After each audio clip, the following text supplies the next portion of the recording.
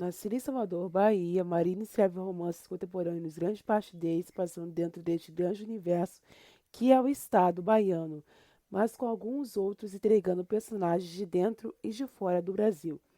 Seja em histórias de época ou nos romances dos nossos tempos, nossa entrevistada de hoje é uma jornalista que explora conflitos e desafios para os leitores presos às suas histórias, muito além das paixões. Se vocês não conhecem essa mulher, espero que fiquem tentados, após essa entrevista, a conhecê-la. Seja bem-vinda, Mariana Teixeira. Oi, obrigada pela oportunidade de conversar sobre livro, sobre novela também, mas sobre livro principalmente. Ouvintes, sejam bem-vindos de volta. Eu sou a Rai e você está ouvindo o Sua Escrita.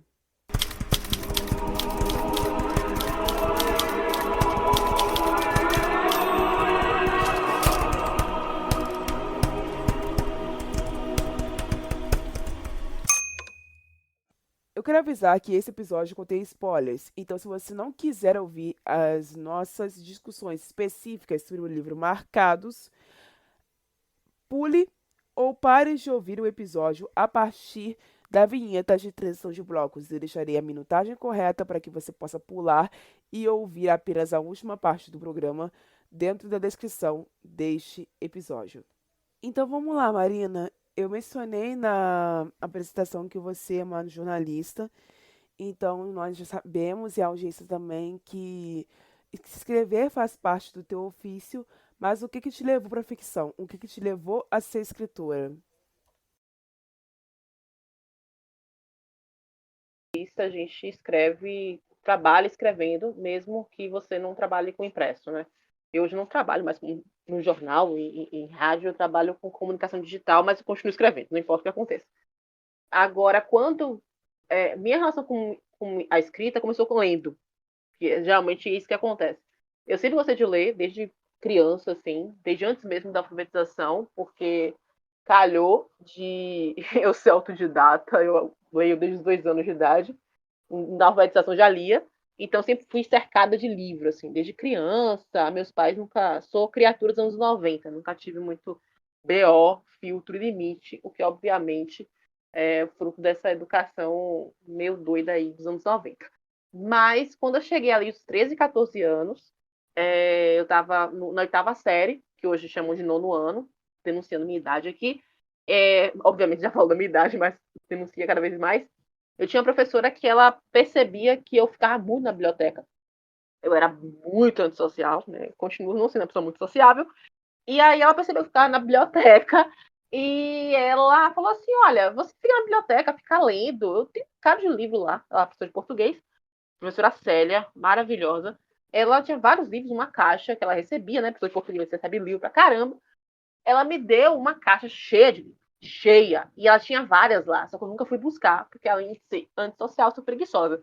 E aí ela me deu esses livros, e eram livros juvenis, né? Adequados à minha idade. Isso é muito importante reforçar, porque eu lia muita coisa inadequada. Chega um momento, obviamente, que meu pai chega e diz assim: Isso aqui você não vai ler, você não tem idade para isso. Quando você ficar mais velha, você lê isso. Né? Mas eu lia muita coisa que eu não poderia ler. E ela me deu vários livros juvenis e tal.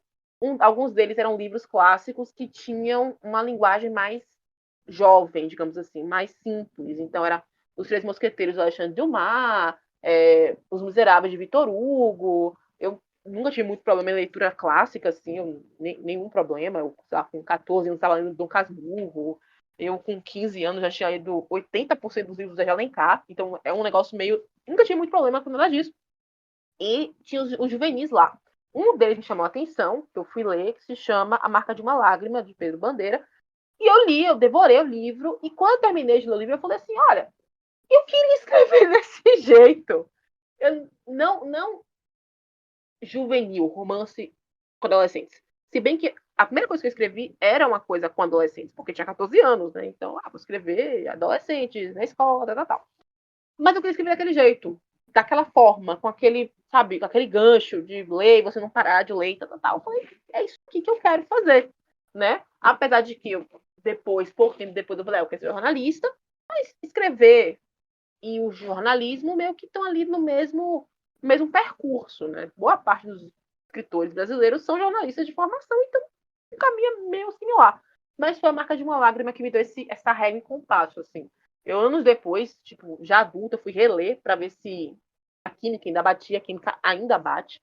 É um excelente livro, um ótimo livro juvenil, muito bom. A única coisa que me incomodou era que os adolescentes falavam muito bem, a serem adolescentes. Nossa, por que esse cara fala tão bem assim? Mas, enfim, de resto, é um livro que continua sendo muito bom. Nós sabemos que você é uma noveleira de mão cheia, não à toa o episódio que você sugeriu para o nosso feed principal foi sobre novela. Então, lista para mim 3 novelas que definem você como escritora e me justifica cada uma. Eu acho que a audiência vai gostar dessa curiosidade. Então, o episódio foi maravilhoso. Eu me senti, meu Deus. Pegaram episódio de novela. 3 novelas. A galera fala sobre Vale Tudo ser a novela das novelas. Eu discordo um pouquinho. A primeira. Ó, tá chovendo. A primeira novela é Roque Santeiro, de Dias Gomes. Não apenas porque Dias Gomes é baiano, né? Isso é muito importante ressaltar, sou bairrista, mas porque Dias Gomes, a gente obviamente também estuda Dias Gomes. Eu fui fazer vestibular na estadual daqui, eu tive que ler o Pagador de Promessas, né? Ó, vestibular, que coisa, né? Antiga. E aí, Roque Santeiro é uma novela que representa muito o país de uma forma muito conceitual. Ela é baseada numa peça do Dias Gomes, O Berço do Herói, que foi proibida pela ditadura. Não esqueça de que Dias Gomes era um comunista, ele foi perseguido pela ditadura. Ele encontra, curiosamente, na Globo, um espaço para fazer as novelas dele, né? E, obviamente, novelas que tinham uma corte político muito forte. Ele é censurado também, depois, com Roque Santeiro, em 75. Os atores de Rock Santeiro 75 vão fazer Pecado Capital, que é a novela de Jeanette Claire, que vem a ser a esposa deles. Enfim, eles eram casados durante anos e anos e anos. E ele consegue fazer Rock Santeiro depois, 10 anos depois, de 85, num momento mais tranquilo para fazer, porque afinal de contas a ditadura vai de base nessa época. Apesar de que ainda tinha censura, mas para o que ele queria propor na novela não tinha mais censura. Rock Santeiro é sobre uma coisa que a gente hoje tem uma conotação muito ruim, que é a palavra mito. Né? É sobre a formação e a gestão de um mito. E como esse mito, que é construído por figuras de poder, querem manter o status quo, como esse mito pode ser questionado e, e, e alguém se opor a esse mito. Porque o mito do Rock Santeiro é basicamente o cara que salvou a cidade e meio que todo mundo ganha dinheiro com essa ideia do mito, Roque Santeiro. Todo mundo ganha dinheiro, ele é meio que um beato, uma figura mítica, né? As pessoas, então muita gente ganha dinheiro e a cidade é um ponto turístico por conta disso. Só que tem um detalhe importante, isso não é um spoiler, isso é um ponto importante da história, que Roque Santeiro não morreu. Então, um dia ele vai voltar. E aí, como é que vai ser essa cidade que vive, que depende dessa mentira? Né? Como é que essa cidade vai lidar com o fato de que esse cara, que é um ídolo deles, na verdade só fugiu da raia, sabe? Então, é um microcosmo das discussões que a gente tem no país. É um microcosmo de corrupção, é um microcosmo de construção de pessoas que não existem, que você quer construir uma imagem para manter aquela população alienada, para manter aquela população seguindo tudo que você quer seguir. E é uma representação muito forte do que o Dias Gomes quer apresentar. Dias Gomes, ele é um autor que pensava Brasil, pensava de uma forma muito interessante. Ele é o autor de O Bem Amado, ele é o autor de Sinal de Alerta, que nos anos 70 está falando de meio ambiente, sabe? O cara é autor de Saramandá, é autor de O Fim do Mundo, que fala sobre beatos e sobre conspiradores. O cara já estava muito lá na frente, né? Então, é uma novela que, para mim, ela conceitualmente ela representa o que o Brasil é e continua sendo. O caso você vê isso nos anos 60, é surreal. A segunda novela é Chocolate com Pimenta, de Valci Carrasco. Eu acho que muito da minha abordagem como escritora em construção técnica de o que eu preciso fazer para chegar a este ponto vem dele, assim. Por quê? Valci Carrasco, aliás, é um bom autor de livros, né? Ele escreve livros muito legais. Eu até recomendo, assim, para vocês lerem. Vida de Droga, que eu li na escola. É um livro sobre uma menina que se vicia em droga, se vicia em crack. Se você ler, vai dizer, mas isso aqui é verdade secreta? Eu tenho certeza que ele pegou o livro de verdade secreta. É um livro excelente. Excelente, excelente. Porque a personagem vicia em crack, ela se prostitui, vai morar na rua. E vai ter a parte do evangélico que leva. O livro reciclou, mas é um adolescente. É um livraço, recomendo. E tem outro que tem aqui em casa, esqueci o nome agora, que chama A Senhora das Velas, que é um livro mais juvenil e tal. Vida de Droga é juvenil, mas ele é muito forte, então para pessoas pode ser lido por adultos. Assim. Chegou a primeira novela que eu olhei e fiz assim, nossa, isso aqui é um eu consigo enxergar a técnica, sabe? Olha, como é que a personagem faz isso? O que é que ela faz? Por onde é que ela vai? Eu não queria que a Aninha ficasse com. Até que eu não queria que a Aninha ficasse com o Danilo. O Danilo é um idiota, pelo amor de Deus. Ela tinha que ficar com o Miguel, mas ele trabalhava, né? Tinha uma vida. Surreal. Surreal. E aí, a primeira novela que eu cheguei e fiz assim: eu vou anotar tudo que eu vi na novela. Eu tinha um caderno, tinha uns 13 anos. Eu vou anotar aqui o que eu via na novela. Eu gostei disso. A primeira novela que eu resenhei. A primeira resenha que eu fiz foi vendo Esporte Pimenta. Cada capítulo eu colocava, eu gosto disso, eu não gostei daquilo. E nesse caderno eu tinha colado tudo de novela no geral. Eu fazia pesquisa e tudo mais. Tanto é que depois de alguns anos, quando eu fui para a faculdade de jornalismo, eu fui fazer uma disciplina optativa chamada Televisão Brasileira. Que a professora, ela era, o nome dela é Maria Carmen Jacó, ela é a papa do estudo da teledramaturgia no Brasil. E caramba, abriu muito minha mente sobre muitas coisas, sobre formato, gênero, sobre tudo de novela. E me abriu a mente para entender um pouco sobre novela, porque a mulher sabia muito, a gente via a novela inteira, é insano. Assim, para mim é outra conversa. Assim. E a terceira novela, que para mim é muito importante, para mim como pessoa, foi a favorita, João Manuel Carneiro. Houve um tempo que eu era bem fãzona do Jack, hoje eu passo longe, né, muito longe, enfim, meu Deus. A Favorita era muito legal, porque era uma novela que o drama da novela não era um casal, nada disso. Eu tô falando isso do alto da pessoa que escreve romance. Eram duas mulheres disputando não apenas quem é a culpada ou inocente, disputando o amor da filha, né? Tinha lá o Zé Bob, mas não era tão importante pra história, né? Aliás, Zé Bob, eu amava o personagem porque ele é um jornalista de verdade, né? Não era um carreirista, não era um aproveitador, era só um cara meio lascado, tentando encontrar notícia, né? Uma pessoa normal. E aí, eu gostava muito da novela, dessa dinâmica dos personagens. Gostava da coisa quem é a assassina, sempre achei aquilo ali muito legal.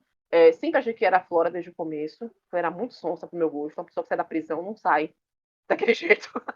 Ai, sai da prisão injustiçada. Ai, muito injustiçada. Ela sai daquele jeito, fofa. Ai, que fofinha. Não, ai, pelo amor de Deus. Ai, que uó. E aí, existe aquilo. Enfim, mas o ponto que eu lembro que eu falei, nossa, é o ponto que eu falei, isso aqui é interessante, foi que a Favorita, a gente tinha uma família negra rica e privilegiada. É muito raro nas novelas na Globo, até aquele instante, ter uma família negra rica. Tinha a família negra de classe média, Próxima Vítima, é uma novela que eu tenho raríssimas memórias. É a primeira novela que eu vi, eu lembro de ter visto, mas a memória dessa novela é o personagem Antônio Pitanga sendo empurrado no poço do elevador. A tal ponto que até hoje eu não gosto de ficar no pé do elevador. E esse é um dos efeitos da criação dos anos 90 em que você não é controlada para ver novela com 5 anos, vendo a pessoa jogar no posto do elevador. Aí o que acontece? Era uma família rica, negra, minha favorita, que era um pai deputado corrupto, o Milton Gonçalves, a filha fútil, que era a Thais Araújo, fútil, ela inventava umas maluquices, e o filho alcoólatra, que era o Fabrício Boliveira. Eles tinha umas dinâmicas ali, do pai era meio abusivo, a família, a mãe parece que morreu, e muito que eu olhava assim, nossa, ok que depois eles não conseguiram, João Manuel Carneiro não conseguiu trabalhar da forma que essa trama merecia, assim. É uma trama que ficava meio isolada em relação ao resto da novela e que merecia uma novela própria, porque a família é muito interessante. Era um deputado corrupto, que tinha vários feitos no armário, e os filhos que tinham seus problemas ali. E era muito bom você ver atores negros fazendo papéis com dilemas e com dramas que não envolviam eles serem negros ou sofrerem racismo. Eram pessoas, sabe, é um sonho, assim. E havia uma questão racial dentro da história, que era principalmente o personagem do Fabrício Boliveira, era Didu, se não me engano, ele namorava a menina que era branca, a mãe era a mãe da menina, né, da namorada dele, era racista, mas ela meio que, não, vou engolir em seco porque ele é rico. Então tinha esse rolê, assim. Mas não era o traço de personalidade daquelas pessoas. Eles tinham seus dramas que eram universais. Eu falei, nossa, eu acho que é possível você fazer uma história com pessoas negras e que eles não fiquem ali só tomando lapada, porque, sabe? Eu falei, isso aqui é interessante. E é isso, assim. As três novelas, eu falei, aí são essas três histórias que, de formas tortas, de formas diretas, acabaram influenciando meu processo de escrita, assim. As perguntas tradicionais deste programa de entrevistas, me fala aí qual, entre todos os livros que você escreveu até agora, você mais gostou de escrever? Essa pergunta, ela é complicada, porque todos os livros são experiências muito gostosas de trabalhar, de ver o processo. Eu poderia dizer, sei lá, o lenço. Pois é. Eu poderia falar que era o lenço vermelho, porque foi um processo muito complexo de pesquisa, de organização, extremamente ortodoxo, sistemático. Mas eu sei que eu vou falar do livro, né? A entrevista sobre esse livro, mas eu acho que Marcados é muito importante para mim, porque eu mudei a forma de escrever por conta dele. O processo de produção, de construção, ele continua o mesmo. Eu sento, faço pesquisa, normal, estruturo os capítulos, anoto, eu quero isso e isso. Tipo, eu descobri, tá arrumando aqui em casa as coisas, eu descobri o caderno onde tinha as mesmas informações sobre marcados. Eu falei, nossa, aqui, ó, a sinopse, os personagens, todos os capítulos, olha que legal. Nem lembrava que estava perdido aqui. Né? Porque eu tinha colocado tudo depois no Word para poder fazer acompanhamento. E aí, ok, eu faço isso, coloco tudo. Só que a partir de marcados, antes de marcados, eu fazia assim: escreve o primeiro capítulo, ok. Escreve o segundo capítulo, ok. A partir de marcados, eu comecei a escrever a partir da vibe. Eu tenho todos os capítulos, ok. Mas estou a fim de escrever o quinto capítulo. Deixa eu ir sentar e escrever o quinto capítulo. Acho que vou escrever o final. Escrever o final? Acho que escrever o primeiro capítulo agora. Ficou assim. Eu tenho uma estrutura escrita toda bonitinha. Eu tenho todos os capítulos definidos, mas eu falei, ó, eu tô afim de escrever isso aqui. No fim das contas, faz sentido, porque eu preencho as lacunas quando necessário, né? Tem que preencher essa lacuna, como acabei preenchendo quando ele vai pro Watchpad, né? Porque todos eles estão no Watchpad primeiro, eu sinto o retorno, fica lá vivendo um pouquinho, depois ele vai para a Amazon. E aí eu falei, olha, eu vou começar a escrever assim, porque eu gostei disso. Eu me inspirei, eu tô fazendo isso agora. Eu tô, tipo, eu sou ansiosa, então eu escrevo 3, 4, 5 histórias ao mesmo tempo, né? Eu sou ansiosa, então eu tô lá, eu tô escrevendo aqui uma coisa. Ai, vou escrever um negócio lá. Tipo, eu tô escrevendo, é como se fosse 500 papéis circulando, mas todos eles estão com uma estrutura pronta. É mais difícil fazer isso com romance de época, porque você tem que fazer uma pesquisa muito absurda antes. Eu não recomendo fazer isso com romance de época. Eu fiz isso e deu merda. Mas não foi com Lenço Vermelho, foi com outro livro que eu vou escrever depois.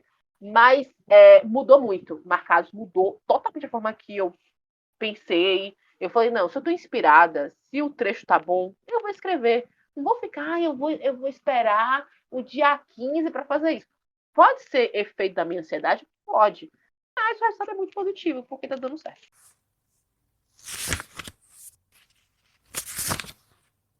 Vamos lá, segundo bloco deste programa. A Marina, entre os livros dela, escolheu enviar para mim marcados. Eu já dei a nota geral deste livro, foi 8,5. Eu devo postar a resenha explicando tudo sobre essa nota assim que esse episódio sair, ele for pro ar, lá no nosso Instagram e também no Blue Sky. Mas falando especificamente do livro em si, eu queria saber sobre o desenvolvimento do personagem Eric, o nosso protagonista. Quando você começou a planejar essa história, você já tinha em mente o caminho que ele ia fazer para sair do personagem herói extremamente atraente e atingir um nível de crueldade sistemático que ele atingiu ao longo da história para conseguir seu plano de vingança? A trama do teu livro tem um ritmo de novelas 9. A ideia do irmão rico querendo ferrar o bastardo é bem previsível. Mas eu confesso até que você consegue navegar bem dentro desse aspecto. Mas e a aliança com o André Bomba? É a única amizade duradoura que o Eric faz durante o livro antes de aparecerem os outros personagens que ajudam realmente ele a conseguir recuperar sua reputação. Então, não era um risco fazer com que os leitores torcessem também por um traficante? Olha, para responder essa pergunta, eu tenho que explicar três coisas. São as três bases desse livro. Esse livro tem três bases. A primeira base é: eu queria escrever um livro que tivesse os mesmos picos emocionais de uma novela. Eu tinha escrito um livro que parecia uma novela, né? Que é O Rosto no Espelho. E aí eu queria, não, mas eu queria uma coisa mais visível. Porque o Rosto no Espelho tem umas coisas, mas eu não queria coisa mais, não. Eu quero todos os picos. Aí eu falei, vou escrever. Aí, o que acontece? A segunda coisa foi, eu gosto muito de uma música chamada Andança, de Beth Carvalho. Gosto muito dessa música. E aí eu falei, nossa, eu queria escrever um livro que, espiritualmente, a trilha sonora fosse Andança. Ah, vou escrever. E ao mesmo tempo, eu estava ouvindo muito Juízo Final, a versão de Clara Nunes, que está na epígrafe do livro, e é justamente a primeira cena do livro que eu escrevi, é quando ele sai da prisão ouvindo Juízo Final. Juízo Final não chega a ser um leitmotiv, né, uma trilhinha ali do personagem, porque eu não boto ele no livro todo, mas é meio que a trilha da história. Tipo assim, a história é movida aquilo ali, a história é aquilo ali. É ele sendo o juiz e julgador do rolê todo, e a história do bem e do mal, é ele que vai resolver essas questões. Mas a maior influência desse livro se chama O Conde de Monte Cristo, do Alexandre Dumas. Eu estava relendo esse livro na virada do ano, de 22 para 23. Eu já tinha lido anos antes. Eu estava relendo, eu tenho esse livro em casa, e eu tinha levado o segundo tomo. Eu tenho a versão que tem 2 tomos, a versão que eu fechei o olho há muitos anos atrás para comprar, estava completamente fora da casinha e comprei. O livro custava R$ 180. Né? Eu comprei, é isso aí. É uma versão que tem os desenhos, 2 tomos, ilustrações originais em francês, uma coisa assim. É, é, as originais da versão francesa. É muito insano o livro. E explica, e tem todo um começo, um prefácio gigante falando sobre o livro e tal, explicações interessantes que dão a entender por que o livro chega um ponto e fica assim, ai meu Deus, por que ele tá fazendo isso? Uma enrolação danada. Você entende depois. E aí, eu fui lendo o livro e eu sempre gostei de trama de vingança. Por isso eu gosto de Chocolate com Pimenta. Né? Eu sempre gosto e eu sempre escrevi sobre isso, né? Alguns livros que eu tenho, tanto Rosto Espelho, quanto O Jogo da Sombra, que é um romance de época, e em Marcados. Aí eu fiz assim, olha, eu quero escrever um romance que envolve vingança, mas que tem essa lógica do cara que é injustiçado, que vai preso, mas que não é bastante, que ele volta mais bonito da prisão. Por quê? Porque quando eu fui ler o Cosmos de Cristo, tem um trecho no livro, quando ele. Por que acontece? Ele sai da prisão, depois de são 15 anos que ele fica preso, fica 3 anos charlando, né? Pegando lá a fortuninha dele lá na ilha. E aí ele vai visitar Marseille, vai para Marseille, vai encontrar a família Morrel, que foi a única família que ajudou ele. E aí alguém fala com ele e a descrição do personagem dá a entender de que ele é um cara muito bonito. Quando ele vai pra prisão, ele não é tão bonito assim. É por isso que o Eric é essa figura, nossa, que sexy, todo mundo fica, não sei o quê. Só que, ao mesmo tempo, ele, por conta do que aconteceu com ele na prisão, e toda a injustiça que ele viveu, e tudo que ele flagrou, a questão do Jorge e tal, dele não ter protegido o Jorge, e todo o processo dele lidar com, opa, eu gosto da Celina, mas eu não posso ficar com ela porque eu tenho uma promessa a cumprir, eu não mereço aquela família e tal, e ele precisava se vingar. Eu fiquei, nossa, eu quero que esse cara seja. Porque eu tava lendo o livro que o cara teve que. A vingança do Edmundo é cruel. Ele quase chega a pontos que ele chega a um ponto que ele só para assim, opa, eu não quero fazer isso, mas ele. Deixa eu fazer um negócio desse tipo? Bora fazer. Só que a crueldade dele é uma versão torta, né? E, enfim, eu sei que você é estudante de direito, né? Então, provavelmente, todo o seu lado que lida com direito vai ficar, meu Deus, esse cara tá cometendo 10 crimes aqui. É, isso. E a ideia é que esse cara, eu sempre penso na questão da prioridade, e eu acho que o ponto que faz até com que as leitoras, tanto lá no Wattpad quanto quem vai ler depois e comentar na Amazon, é o fato de que essa crueldade dele, por mais que seja uma coisa cruel e tá ali gabaritando o Código Penal, é direcionada a pessoas que cometeram atos terríveis. Então, eu não tô querendo passar pano no que ele tá fazendo. E nem, sei lá, dar justificativa. Ah, olha, que coisa. Estou dizendo o seguinte, que ele tem uma razão ali para fazer aquilo, porque, como o subtítulo do livro diz, não existe justiça. As pessoas que cometeram os atos lá, elas não iam ser punidas. Então, já que ele está lá para fazer isso, ele vai fazer isso. Já que não tem como punir lá o cara que, o dono da casa, né, que se ele namora, ele vai ter que fazer alguma coisa, né? Já, então, ele vai. Esse é o começo, né? Depois que tem a parte de planejar e de pensar, que é a Celina que aí pensa. Mas é meio isso. Essa lógica do Eric foi meio, olha, eu quero fazer uma história de vingança meio que novelística, mas com essa inspiração forte com o de Monte Cristo, que é um dos meus favoritos, assim. É por isso que tem a Lana, que tem as figuras que estão ali naquele entorno, só a variável, que é a própria Celina e a Catarina, que a Celina ela não funciona como o par romântico final do Edmond, porque ao contrário de todas as adaptações que se fazem desse livro, ele não termina com a Mercedes, né? A Mercedes. Boa hora, vamos tratar do verdadeiro vilão dessa história.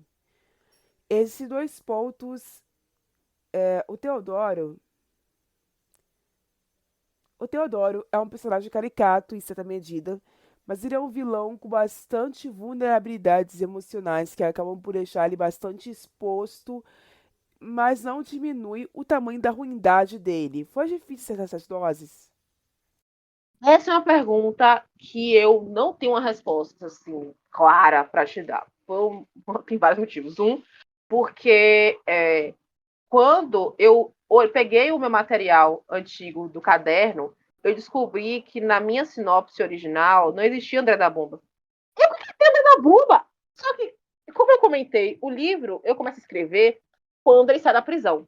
E aí são vários blocos. Tem um bloco que sai da prisão, encontra a Celina e Catarina, e tem um outro bloco que eu não escrevi, fico parada, deixo parado lá, e depois tem um outro bloco que eu vou escrever, que é ele batendo papo com o Dudu lá no bar, e ele entra em contato com o André da Bomba, que é uma pessoa no telefone. Ele era uma figura no telefone.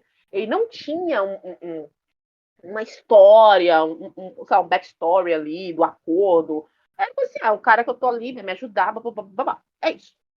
Aí, quando eu já fui fazendo, né, fazer outros capítulos e tal, quando eu falei, nossa, eu queria publicar isso no Wattpad, e eu já tinha criado o prólogo, que, aliás, o prólogo do Wattpad não é o prólogo que vai para a Amazon, o prólogo do Wattpad é muito curto. Quando eu falei, nossa, eu tenho que fazer para a Amazon, eu tenho que fazer eu tive que escrever um prólogo longo antes de mandar para revisão. Eu falei, não, isso aqui, eu sei que a revisora vai dizer, Marina, amplie isso e tal, né? Eu já trabalho com ela outras vezes e eu sei que ela ia falar isso para mim. Falar, vou fazer um prólogo para poder deixar ele mais extenso e a gente entender um pouquinho sobre esse personagem. Então, eu vou ter que explicar quem é esse maluco que eu tô falando. Aí eu decidi, eu tinha uma lacuna, que é a lacuna da prisão, porque a última cena que eu escrevi antes de entrar no Wattpad é a morte de Jorge. Eu não tinha estrutura para escrever aquilo ali. Eu falei, cara, como é que eu escrevi isso? Por que eu inventei isso, meu Deus? Coitado desse menino. E aí eu falei, velho, eu tenho que escrever pelo menos alguma coisa. Aí eu comecei a escrever o ambiente da prisão, a rotina dele e entender quem era André da Bomba. Aí surge André da Bomba e aí eu, ok, criei um cara, ele ali tá ali pra fazer aqueles acordos e tal. E segue como essa figura que fica lá no telefone dizendo, meu amigo, você vai ficar deixando Celina aí sozinha, tal, fique com ela, aquela coisa assim. Só que o que eu acho, assim, pensando, o que eu acho que leva as pessoas, porque não só as leitoras no Wattpad diziam, nossa, André da Bomba, maravilhoso. Eu, se não me engano, tem uma resenha na Amazon que chamava ele de meu malvado favorito. As pessoas gostavam muito dele. É que eu acho que a gente só acompanha ele na prisão dando telefonema e dando conselho. E claro, né, ele apoiando, chamando a pessoa para dar uma ajuda, convocando uns comparsas para dar ajuda lá para Eric, dizendo, nossa, tem que fazer isso. A gente não vê ele sendo full da bomba. A gente sabe que ele chama André da bomba porque ele jogou uma bomba lá. Se eu me engano, acho que ele jogou uma bomba na Maralina, não lembro agora onde é que ele jogou. Mas, tipo, jogou uma bomba em um lugar. Então, o nome dele é esse. Mas, tipo assim, a gente não vê ele sendo traficante de drogas. Se a gente visse ele sendo o traficante de drogas, a gente fica. Eu acho que. Mas como a gente acompanha ele no telefone, dando conselhos muito pertinentes e apoiando Eric na vingança toda, além disso, tem outro ponto. Ele ainda apoia Eric lá no trabalho dele comunitário com os meninos do boxe, né? Ele dá o negócio do abrigo e tal. Então, cara, que até segunda ordem é um rolê meio Odette Reutemann. Tipo, é a vilania do cara. A gente não tá vendo. A gente sabe que o Odette Reutemann vai falar alguma coisa absurda daqui a pouco. Mas, tipo, a gente não vê o André da Bomba falando ou fazendo o que a gente imagina que o traficante vai fazer. Quem tá lá na prisão. Então, agora, esse é o ponto. Acho que para esse caso, a resposta é meio essa. Assim. Porque eu já fiz um romance de máfia. Ou seja, romance de máfia tem mafioso, né? Tem o chefão da máfia e tal, em que a premissa do livro é que ele chantageia a mocinha para trabalhar para ele, né? Em troca de faça o livro chama hashtag máfia. Basicamente, ele manda ela, ou você bota 30 mil seguidores no Instagram, você morre. Sim, nenhuma resenha, nada sobre o livro, diz assim, nossa, esse cara é completamente psicopata. Todo mundo gosta do cara. O cara é um mafioso, o cara chantageou a mocinha, então, não, tranquilo. Então, acho que pra André da Bomba, se alguém visse ele cometendo crimes físicos, visíveis de um traficante, a reação seria diferente. Né? No caso do romance de máfia, eu não sei porquê, assim, mas eu acho que no caso de André da Bomba é meio isso. As pessoas não viram. Ele, tem teoria. Eu, eu, eu, eu não sei, mas eu tenho uma teoria. Porque é o seguinte, eu sempre. A teoria ela parte de uma coisa antiga. Uma vez eu escrevi um livro que eu me incomodei com o processo de escrita. Eu achei que eu fiz muita besteira. E é um livro que eu gosto muito, mas eu falei, caramba, eu deveria ter feito isso, isso, isso, isso. E eu comecei a pegar aquele perfil do personagem e tentar reproduzir nos outros para ver o que é que chega, assim.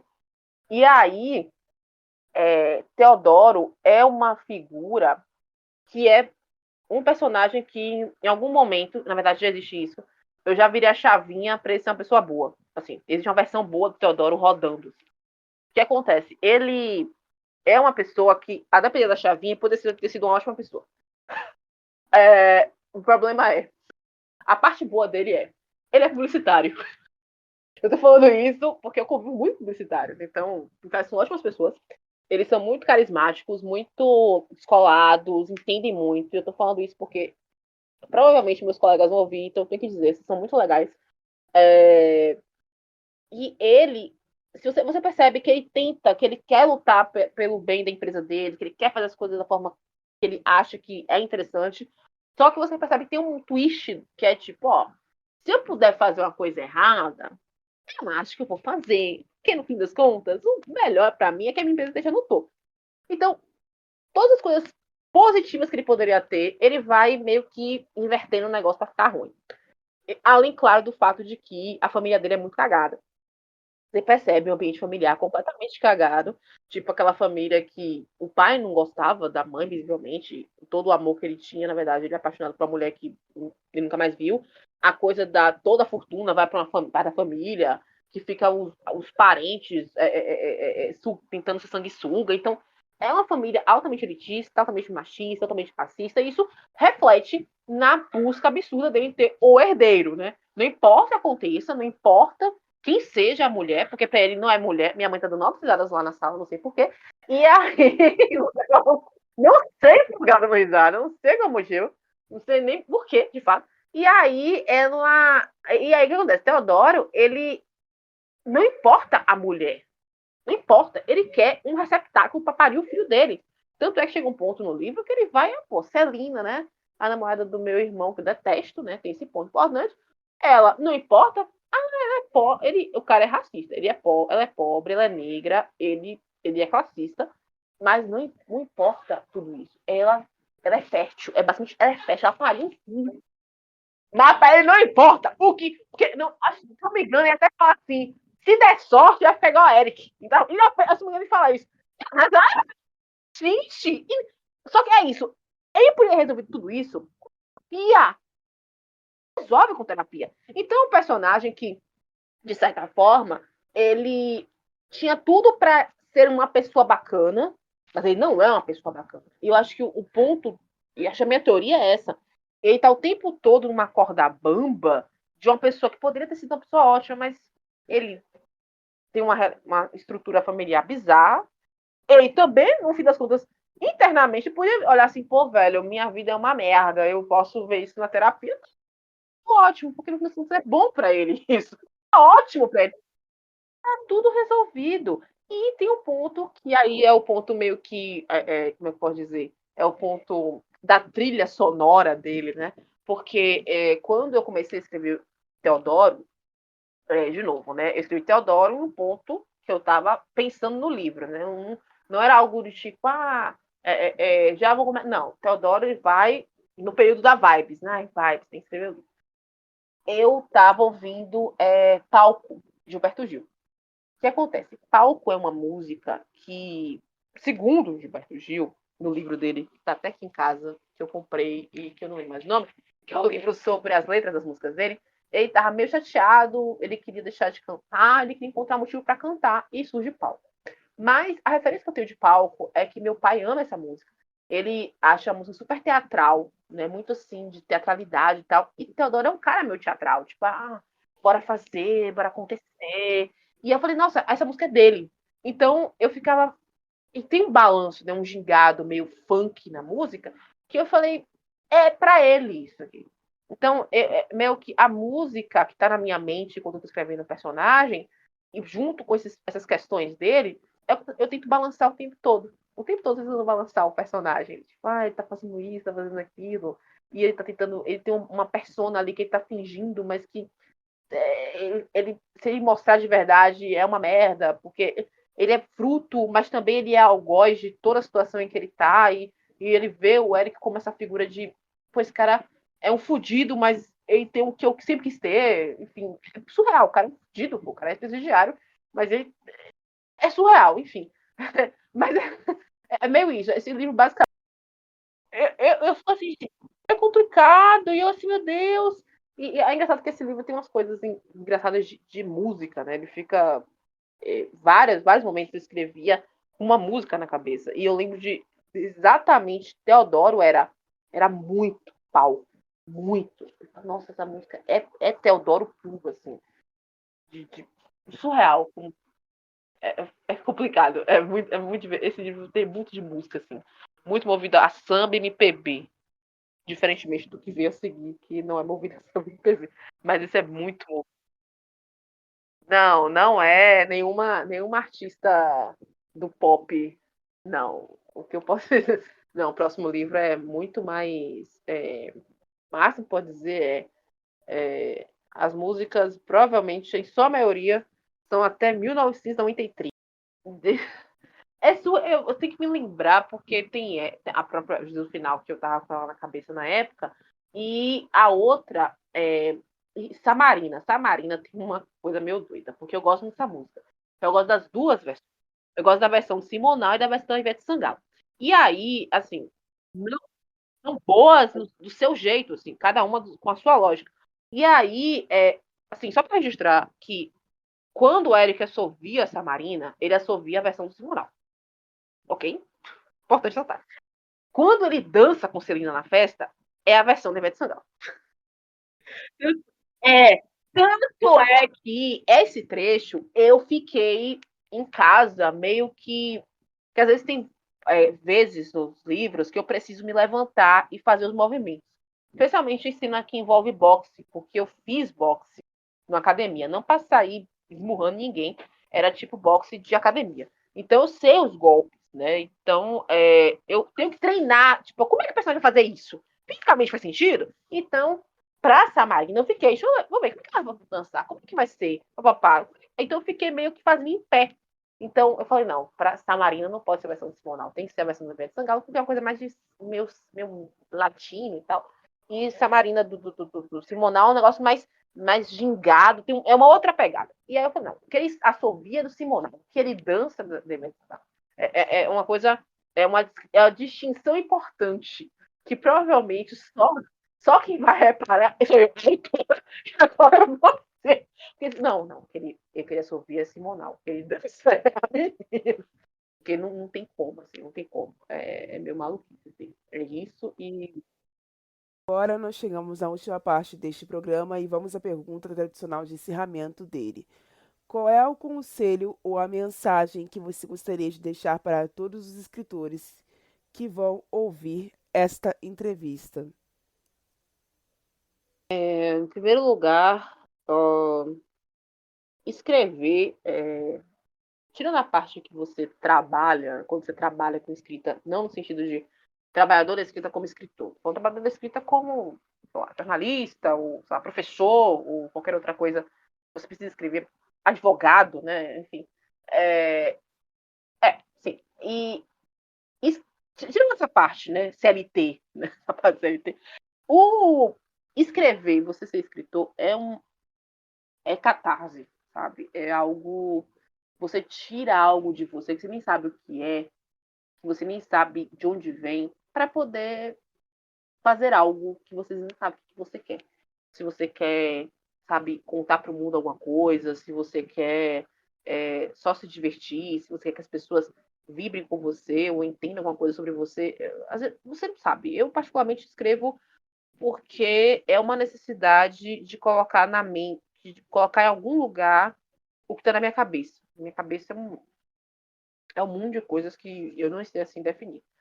Então, escrever é um ato que vem do âmago, assim, vem do seu sétimo sentido, um rolê meio Cavaleiro do Zodíaco, né? Você vem de um ponto seu que, que você tem várias reações, né?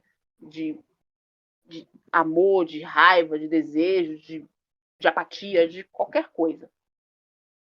E isso, no fim das contas, acaba sendo positivo, né? Porque você gera algo que é arte, né?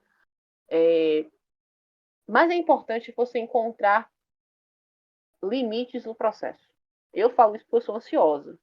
E muitas vezes eu precisei dizer, eu não posso escrever mais, porque aquilo ali estava me afetando como pessoa. É terrível você dizer isso.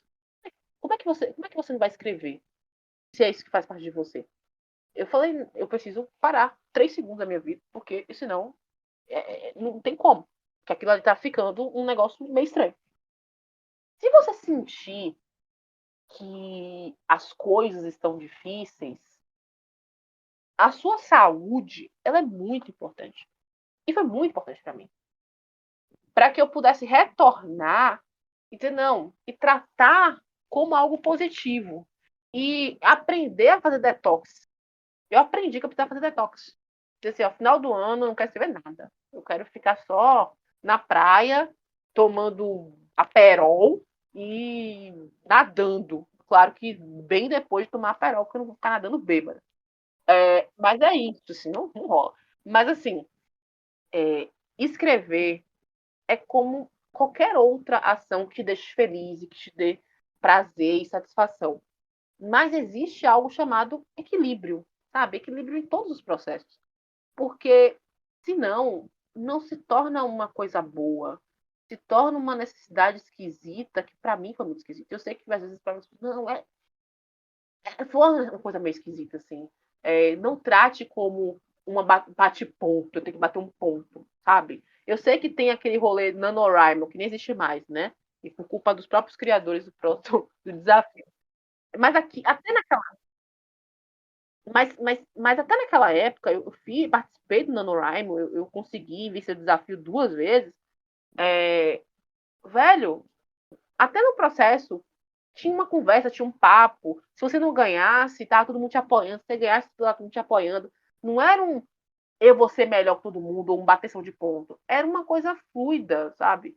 Então, é importante que você trate a sua escrita como algo fluido na sua vida, como um elemento que, obviamente, deve ser tratado com equilíbrio, que deve ser tratado como uma coisa prazerosa, mesmo que o que você queira fazer eu quero assustar você, eu quero fazer você sentir tesão, ou eu quero que você fique muito chateado, mesmo que os seus efeitos sejam completamente catárticos, ou não, eu quero ensinar, ou não, eu quero mostrar ó, como é que tá a situação desse país, ó, como é que tá uma merda, eu quero mostrar através da minha cita. Não importa. Tem que ser fluido, tem que ser positivo, tem que ser uma coisa agradável, tem que ser uma coisa que te deixe contente, que não te coloque. Porque tem momentos que não. Que você, é uma coisa que. O que aconteceu nessa época foi um negócio surreal. Meu pai me disse assim, não, você não vai ficar em casa sozinha fazendo isso, no feriado. Você vai ter outra coisa. Porque eu não tinha vontade de fazer absolutamente nada. Isso não é legal. Você precisa estender suas vontades para outras coisas. Até para escrever melhor. Até para você ter o que escrever. Sabe? Você tem que ter o que escrever. A gente escreve. Assim, eu escrevo não apenas a partir lá, da novela que eu assisto, do livro que eu leio, ou do meu trabalho, boa parte do que eu escrevo de rotinas, ou de, sei lá, da empresa, né? Daquelas dinâmicas ali, são coisas de lugares que eu já trabalhei, de coisas de situações que eu convivo, de histórias que eu já vi, de conversas que eu já ouvi do Buzu. Então, de alguma festa que eu fui, eu vi alguma coisa que, isso aqui dá uma história e tal. A gente precisa ter um ponto de equilíbrio, até mesmo naquilo que a gente ama, sabe? Tudo tem que ter um ponto de equilíbrio. Até naquilo que a gente ama, que a gente acha que não consegue viver sem. Tem que ter um ponto de equilíbrio. Porque senão, não, não é legal, sabe? A gente tem ponto de equilíbrio pra tudo, né? Até velho, pra tudo. Regularmente eu tenho que cortar meu cartão, porque eu tô gastando muito dinheiro com iFood. Adoro comer. Nossa, amo comer. Mas eu sei que comer se tornou uma válvula de escape da minha ansiedade. Hoje eu digo, eu amo comprar maquiagem. Comprar maquiagem é uma válvula de escape da minha ansiedade. Eu tô cortando essas compras, porque senão todo meu dinheiro tá indo pra Sephora. Não faz sentido isso. Escrever, escrever para mim é um ponto de felicidade absurda. E eu escrevo. Gente, eu tô falando que eu tô escrevendo quatro histórias ao mesmo tempo. Sim, eu tô fazendo isso. Só que se eu sentir, opa, deixa eu parar aqui um pouquinho, eu vou parar um pouquinho. Porque tudo tem que ter ponto de equilíbrio. É um texto meio grande e meio down, né? Meio terminando em um clima meio down, mas é muito importante, assim. Eu vou terminar agora no clima meio up. Gente, de novo, olhe, escrever é maravilhoso. É um ato que vem do seu âmago, do seu coração, da sua pele, do seu sangue. Mas principalmente, você pega, mesmo no livro de fantasia, mesmo em fantasia, mesmo uma história. Eu não sou a pessoa do livro de fantasia, sabe? Eu não sou a pessoa do livro da fada, nem nada assim. Eu não sou dessa linha. Mas mesmo no livro de fantasia, tudo aquilo ali, sabe? Vou para o cinema. Star Wars não é a história de um carinha lutando com sabre de luz, sabe? Star Wars não é sobre isso. Star Wars nunca foi sobre isso. Star Wars, numa leitura muito singela, é sobre a decepção do George Lucas com uma Hollywood que nunca entendeu o que ele era capaz de fazer. E numa leitura maior, é George Lucas dizendo que os Estados Unidos fez merda na Guerra do Vietnã. Que ele fez merda e que os Estados Unidos é um país podre. É isso. Numa leitura mais ampla, é sobre isso. É sobre como os Estados Unidos fez merda na Guerra do Vietnã. É sobre como Estados Unidos tem que parar de achar que domina o mundo. É sobre como, na verdade, Estados Unidos é um império. Sobre como Nixon é o Darth Vader, né? Mas numa leitura mais singela, George Lucas é Luke Skywalker. E Hollywood é Darth Vader, o império. E as pessoas nunca entendem ele, porque ele tinha algo a mostrar, mas ele não tinha oportunidade. Então, mesmo um livro, uma história como essa, você pode contar sobre você de uma forma positiva ou fazer metáforas sobre a situação do mundo, mas, mas que seja agradável, seja divertido, seja catártico.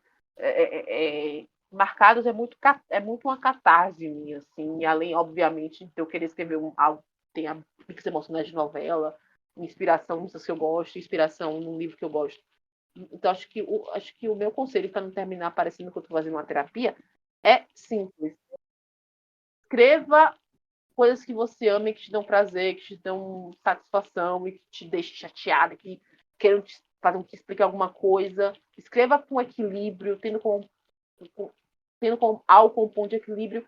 E não importa qual é o gênero. Até mesmo com romance de máfia, sabe? Porque no final alguma coisa vai ser contada ali, sabe? Alguma coisa que você quer passar ali. Nem que, sei lá, trabalhar demais te dá burnout. Ou, nossa, é possível haver tolerância religiosa entre as partes.